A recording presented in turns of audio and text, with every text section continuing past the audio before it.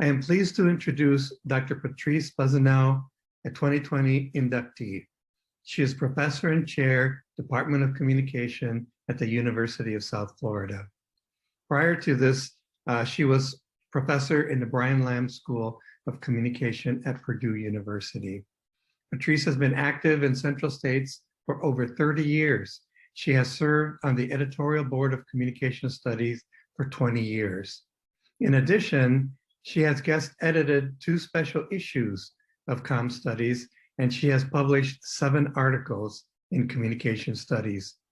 She has served as a member of the Federation Prize Committee and the CSCA Publication Committee.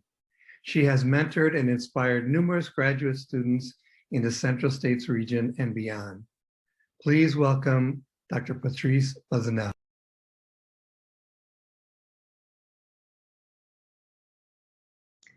So I'm Patrice Bazanel. I'm the current chair and professor in the Department of Communication at the University of South Florida. And I would just like to tell you how absolutely thrilled and honored I am to be inducted into the CSCA Hall of Fame. This is such an amazing group of past awardees and current new members who are being inducted this year. They are the people whom you go to when you have questions, who so generously give of their time. They are the people who are not going to just accept this award and wander off, never to be seen at conferences again or in Zoom meetings. They are people who continuously give, and I have been the recipient of their generosity. And so for me, this award is really honoring Central States. It's honoring our association, honoring so much that it is given to me and to other people. And I want to thank you for that. I want to thank you for the opportunity to try out new ideas at this conference, to thank you for sharing your expertise with me, for helping me grow and develop, not just in terms of my career, but also in terms of teaching, which is part of my career, of course, but also in terms of friendships that have lasted a lifetime and new friendships that are going to begin as a result of this conference. So thank you very much for this honor, and thank you so much for just making the Central States Communication Association the kind of association where we can all feel welcome and we can all celebrate the achievements of our members. Thank you. It is my pleasure to introduce Dr. Mitchell S. McKinney, a 2020 inductee. He is a professor of communication at the University of Missouri, with a joint appointment with the Missouri School of Journalism. He's also the director of the University of Missouri Political Communication Institute. A past president of CSCA, Mitch planned the 2012 Cleveland, Ohio convention. And as I recall correctly, one of the convention parties was at the Rock and Roll Hall of Fame. Mitch is founding chair of CSCA's Political Communication Interest Group. He served as the first chair of the interest group in 1999 and did the planning for the new group at the 2000 CSCA convention in Detroit. He chaired the planning committee to establish the Jeffrey Auer Award in 2003. He has presented apparently 75 different panels at CSCA convention, which must be a record. According to Benjamin Warner, one of Mitch's nominators, Mitch has been on the editorial board of Communication Studies for every editor going back 2 decades. Mitch has been a great mentor to many and a valued promoter of CSCA. And now we'll have a few words from Mitch.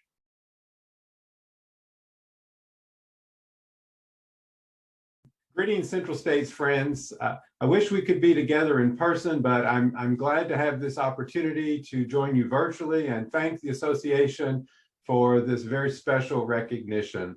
It's a great honor to be recognized with the Hall of Fame induction, and especially by my colleagues and the professional association really that has been most influential in my development as a teacher and a scholar. It's also a special honor to be joining a group of Hall of Fame members that includes my mentors, individuals who I've long admired, really true heroes and champions of our discipline and association. So I'm truly humbled. I'm really in awe to be joining such a group. I've been fortunate for the past 3 decades to have a number of opportunities to be involved in the life of this association. I recall attending my first academic conference, a Central States meeting, my first year as a graduate student at the University of Kansas. A group of 4 of us piled into my very small Chevy Chevette. It was 1993, and we trekked 12 hours across the country to Lexington, Kentucky. That was a year when Central had one of its rare joint meetings. We were meeting with the Southern States Communication Association. Now, that road trip was very memorable for a number of reasons, and the conference was quite successful for me. I presented my first paper at that conference. It was an OrgComm paper completed in an organizational rhetoric seminar that I had at KU. And I remember actually having returned to Lawrence 2 or 3 weeks later after the conference. And this was the time when we would take stacks of paper copies and we would have them there at the front of the conference room, and folks would come by and take copies of the paper. And in the mail, a few weeks after I returned to Lawrence, I received a copy of that paper, and it was hand edited, written with edits from an individual who was publishing a volume of organizational rhetoric case studies. And he asked if I would be willing to have that paper as a chapter in the book. And so there I had my first publication, again, coming out of that conference in Lexington. And I've experienced since that time a number across, as I say, across the decades, and have come to learn what I think is the very special essence of Central States, and that is those relationships that we develop, lifelong relationships, and actually being a part of a community where we support one another, and we have a great desire to help one another in our commitment to serving each other. And my development as a scholar, as a teacher scholar, as I say, really has been aided by the association. I was fortunate when I graduated my first position down at the University of Oklahoma. This was in 1998. And this was the first year that Central States dedicated and developed the Federation Prize to supporting research. And along with my colleague Linda Cade, we applied and we received the very first Federation Prize, again in 1998. I went on to receive the Federation Prize again with my colleague at KU, Mary Banward, for a second project. My first referee journal publication appeared in Comm Studies. So again, a number of firsts for me, supported by this association, and those relationships of those individuals within the association advancing my work. And so, as I said, when I think of Central States, I think of those lifelong relationships, and I think of that community that we've developed that really sustains our work. I've had a number of opportunities to develop in terms of my leadership within the association, chairing committees, elected officer, planning conferences. I've edited on a couple of occasions special issues of Comm Studies.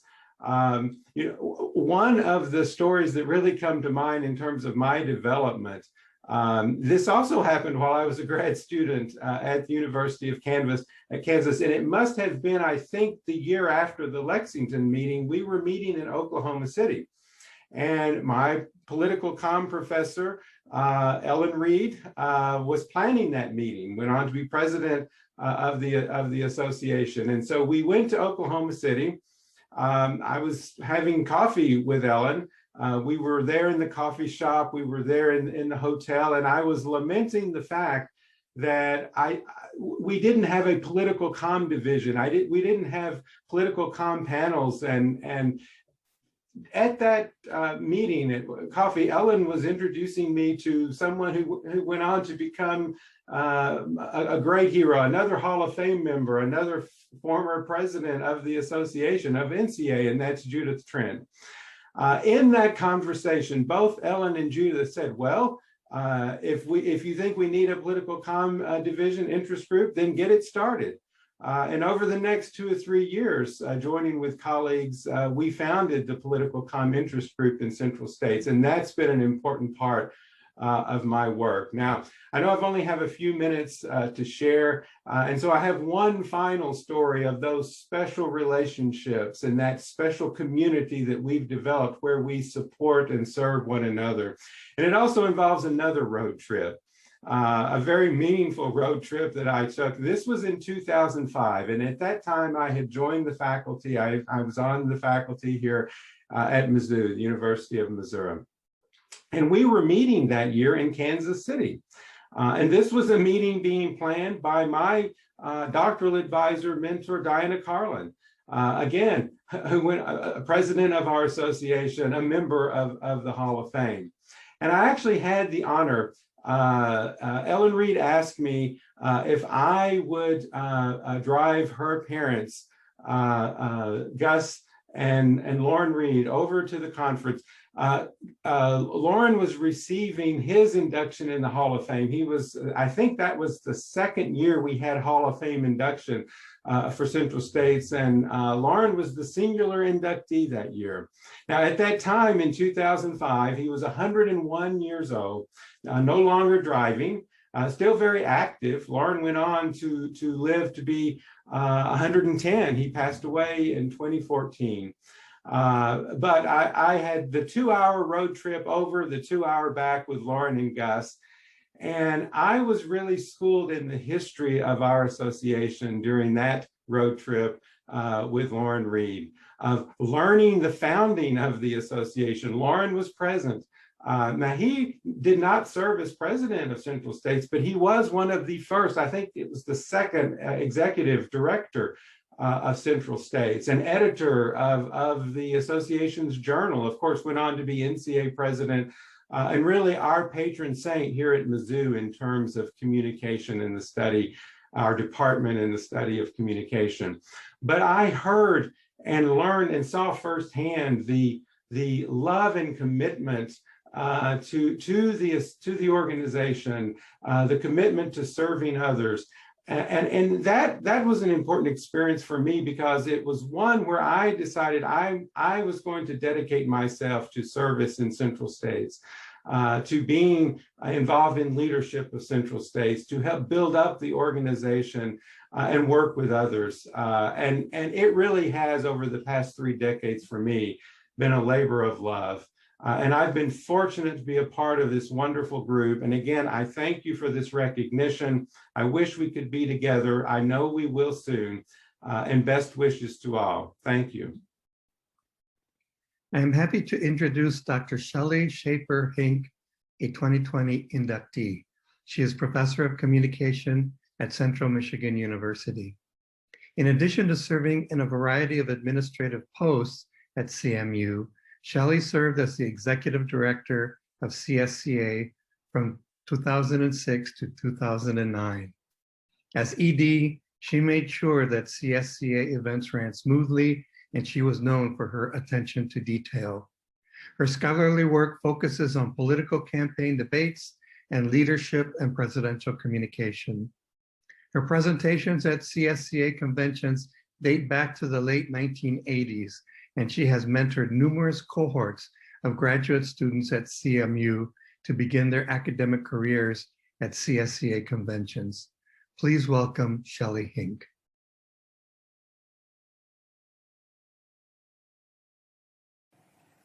It is an honor to be one of the 2020 recipients of the Central States Communication Association Hall of Fame Award.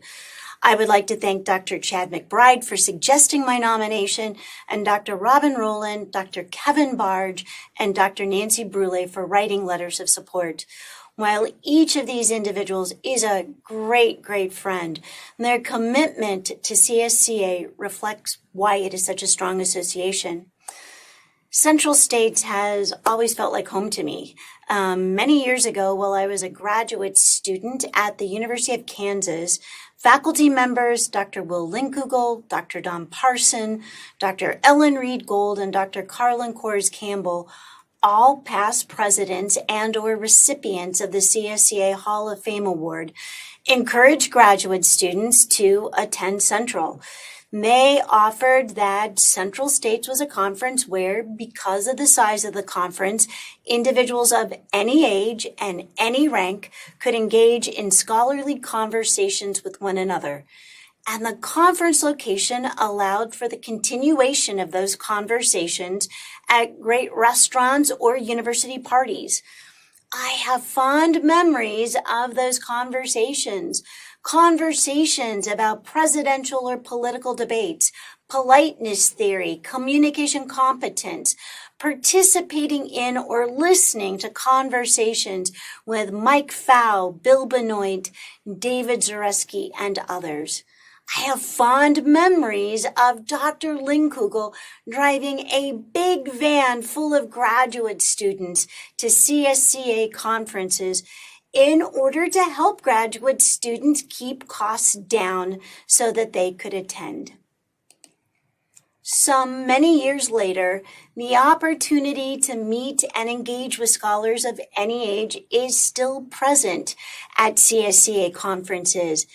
And I may still arrive at the conference in a big van or a car full of graduate and undergraduate students. However, what has changed over the years is that I'm now the faculty member driving the van, and I'm eating at more expensive restaurants. I'm appreciative of all the great people that I have come to know and have had the honor of working with as the executive director of CSCA. Thank you to Kathy Sisa for the endless conversations about everything that helps CSA run smoothly, Scott Myers for serving as a role model as to what an executive director should do and how to do it, Nancy Brule for her passion for the organization, both as an officer of the organization and as an executive director, and my husband Ed for encouraging me to try this role out as executive director. I think you'd be good at it. And for my friends Robin, Kevin, and Donna, who keep me coming back to CSCA each year because I know that they will be there too. In closing, thank you for this honor.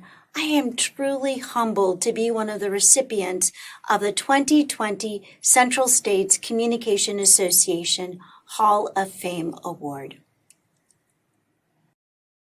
It is my pleasure to introduce Dr. Mike Allen, a 2021 inductee. He is Professor of Communication at the University of Wisconsin-Milwaukee. His first presentation at a CSCA convention was in 1986 in Cincinnati.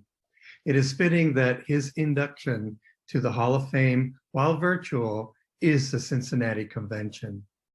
Mike has served extensively on the editorial board of Communication Studies, and recently he co-edited a special issue on communication and stigma.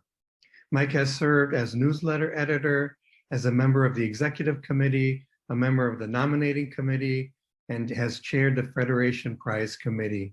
He helped launch the Gustav Friedrich Award for top graduate student paper, and much more.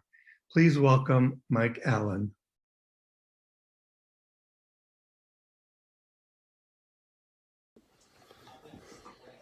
Hello, my name is Mike Allen. I'm a professor and chair at the University of Wisconsin-Milwaukee. And I'm pleased and honored to have been selected as a person for the Central States Hall of Fame. Been asked provide a video of three things, if I could. The first is kind of my memories of Central States, the convention. And I think that, it goes back. My first Central States was 1984, the Palmer House in Chicago. I remember it because of coming back in a snowstorm as we drove when I was a graduate student at Michigan State in East Lansing. And since then, I've attended a lot of conventions at Central States, including the infamous 1988 convention in Schaumburg, the Hyatt there. That's quite a bit of history, reasons for it being in Schaumburg, of such a garden spot of Illinois, due to the fact that there had been embezzlement on the part of the Central States Executive Secretary at the time.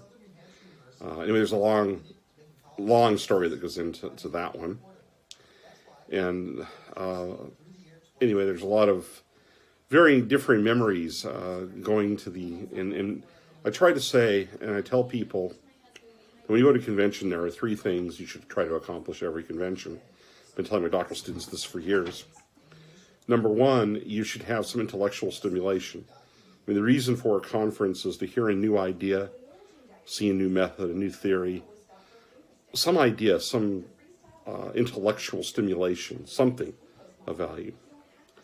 The second reason to go to a convention, particularly like Central States, is to see friends, socialize, meet new people. And I always say you have a good convention if you've met somebody new or gotten to hang out with somebody that you've known for quite a number of years. And third and final thing is to try to do something fun at the convention that's related to the geography of or what's going on, whether it's a really nice restaurant or a site. For example, going to the top of the arch at St. Louis was really nice. Doing the various Omaha, we would go down and do Old Town at Omaha. There's always, I think, things to do, and I think that's the benefit of a conference. I was asked, secondly, to think about thinking people I know, and I think the people that I would think probably most, besides my wife, obviously, Nancy Burrell, would be Dale Hample, whose kindness and mentorship has meant a lot to me over the years. And of course, my best friend, John Boris at Missouri State, who his ideas are always better than mine. And he would say, what about this? And then I would go off and try to do something about that. I was also asked to think about the notions of what wisdom I would pass on. I would say there are only a couple of things I think that are of value, perhaps. The first is to recognize that we are part of a community and that there needs to be a membership, a sharing, a growth as a community. And so there's a certain sense in which we're all bound to each other. Now, that doesn't mean we're all bound to each other in the same way. I always describe the difference between rhetoric and the sciences in communication as the difference between the Sith and the Jedi. The Sith have a relationship between advisor and mentor such that to become a Sith Lord, you must kill, if you're the Sith apprentice, you must kill the Sith Lord. In rhetoric, I found that always odd that the rhetoricians would talk about killing their advisor, which, coming from the sciences, I found really kind of odd and strange. I mean, the goal of social science and the sciences is you want to co-author with your advisor. The relationship I observed in the meetings was often rhetoric is very adversarial in particularly dissertation defense meetings, whereas the sciences are very much collaborative. I mean, we're part of a community, we're collaborating in search of the truth as opposed to having the truth. And so I found that bit of advice interesting because I think you have to understand the community you're part of, how they operate and what their values are and what goes on. The second bit of wisdom is to define yourself within that community. Central States is not one thing, it is many things. It's not a single community of scholars, but communities of scholars. And I think you need to find scholars that share your method, that share your interest group, that share your social status, that share your outlook on things, and work to find ties to that community to strengthen you in your scholarship. And one of the things I can say with a great deal of truth is I've always found Central States to be welcoming and to be a place where the community of scholars is a place I wanted to hang out with, people I wanted to be around, who shared some of my outlooks, my orientations towards teaching, towards research, and towards service. And I want to thank the organization for considering me a person of some value. Thank you. I am pleased to introduce Dr. Paul Siddons III a 2021 inductee. He is Professor of Communication at the University of Northern Iowa. A life member of CSCA, Paul is a consistent presenter at our annual conventions. He can be counted on to chair or respond to sessions across a variety of interest groups. He has served on the state's advisory committee, has been active as a reviewer and committee member for Communication Education Interest Group, Instructional Resources Interest Group, Communication Theory Interest Group, and more. His first listed CSCA presentation is from 1990 at a Detroit convention. It was titled Literary Texts, Films, and Solo Performance, Translating Texts from One Medium to Another. Dr. Ahmad Atay, in his letter supporting his nomination, says that Paul is a passionate advocate of performance studies. Past President Leah Bryant calls Paul a natural mentor and a tireless advocate of CSCA. Please welcome Paul Siddons.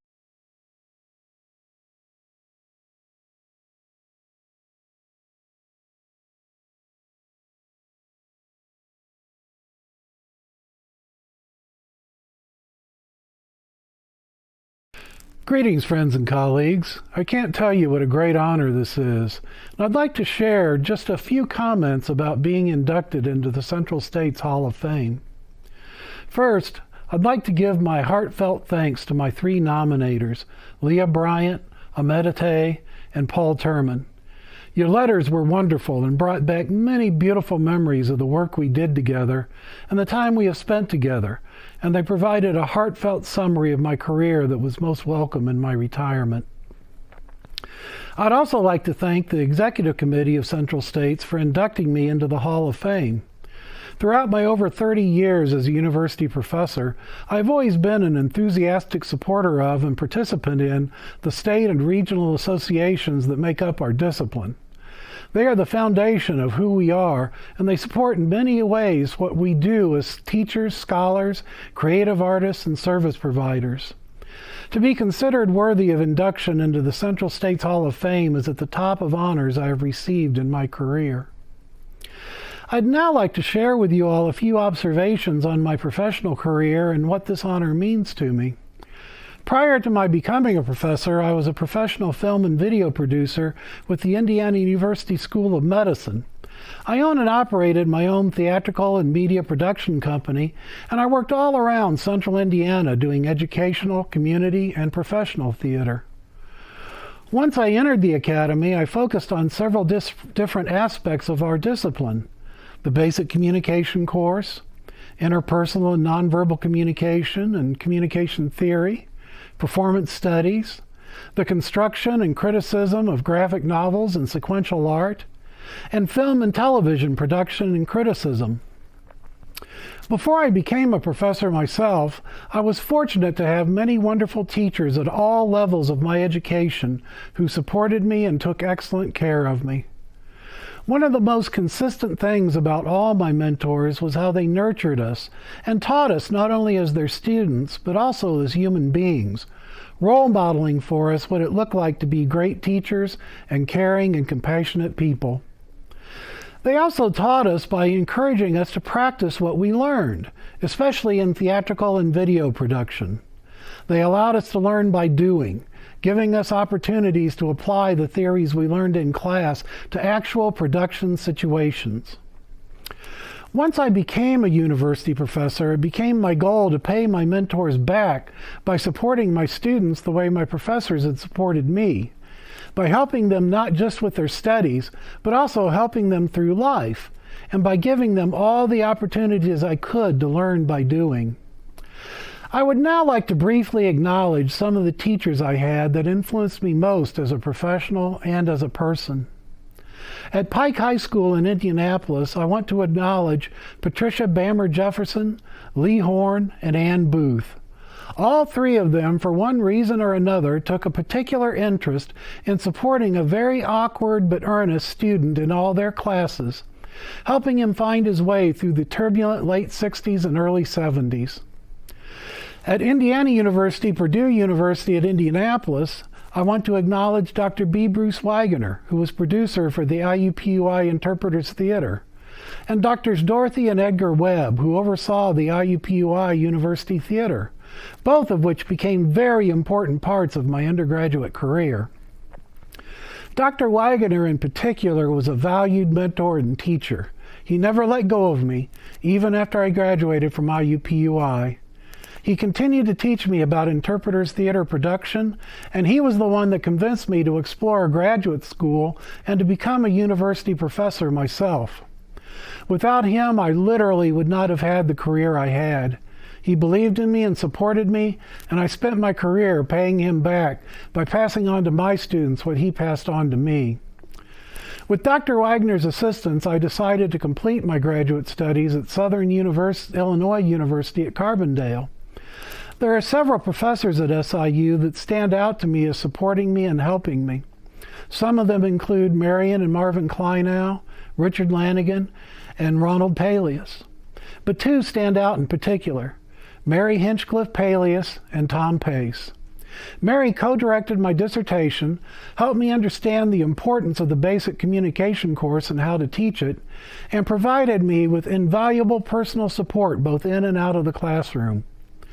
Tom Pace taught me about interpersonal communication and communication theory, and was another one of those folks who continued to influence and assist me long after I left SIU. We've spent considerable time together at conferences, and I continue to learn from him today.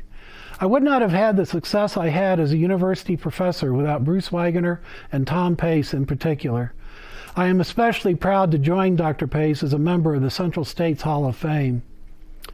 All of the faculty mentors I have mentioned were excellent role models for what I think a university professor should be: knowledgeable in their areas of expertise, excellent teachers, scholars, and creative artists, and caring and compassionate human beings.